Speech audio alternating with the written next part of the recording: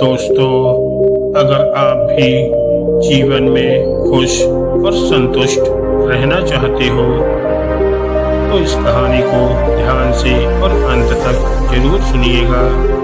तो चलिए कहानी को शुरू करते हैं। एक समय की बात है, एक राजा का जन्मदिन था।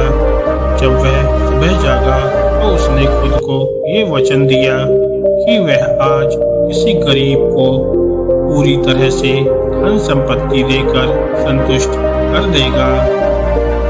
ये सोचकर वह अपने राज्य में घूमने निकल गया। रास्ते में उसे एक भिखारी दिखाई दिया। वह नाली में कुछ ढूंढ रहा था। राजा ने उससे पूछा कि क्या कोई कीमती चीज खो गई है। भिखारी ने कहा कि मेरा तांबे का सिक्का नाली में गिर गया है, वही ढूंढ रहा हूँ। राजा ने उसे चांदी का एक सिक्का दिया और सोचा कि अब ये खुश हो जाएगा।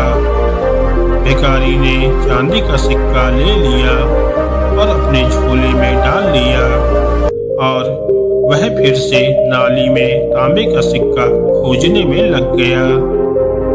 राजा ने सोचा कि शायद ये बहुत गरीब है, इसलिए राजा ने उसे फिर से बुलाया और इस बार सोने का सिक्का दिया। भिखारी ने सोने का सिक्का देखकर राजा को बहुत बहुत धन्यवाद दिया। वह बहुत खुश था, लेकिन उसने वह सिक्का लेकर झोले में डाला और फिर से नाली में जाकर तांबे का सिक्का खोजने लगा।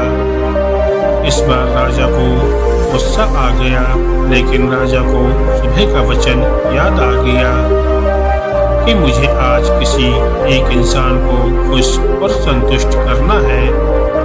उसने भिखारी को बुलाया और कहा कि मैं तुम्हें मेरा आधा राजपाट दे देता हूँ, तुम अब तो खुश और संतुष्ट हो जाओ। भिखारी बोला कि राजन, मैं तो अभी खुश और संतुष्ट हो सकूंगा जब मुझे मेरा तांबे का सिक्का वापस मिल जाएगा। राजा समझ गया कि इसका मन उसी तांबे के सिक्के में फंसा हुआ है। उसने सैनिकों को बुलाया और उसका सिक्का खोजने का आदेश दिया।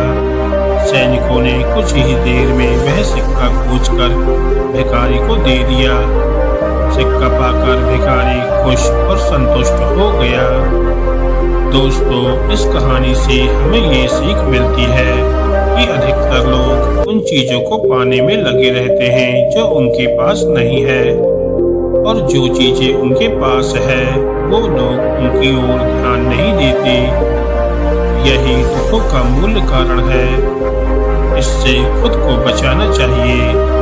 दोस्तों, आपको अगर ये कहानी अच्छी लगी हो तो वीडियो को लाइक करें और ऐसी ही ज्ञानवर्धक और मोटिवेशनल कहानियाँ सुनने के लिए हमारे चैनल को सब्सक्राइब करें। धन्यवाद दोस्तों।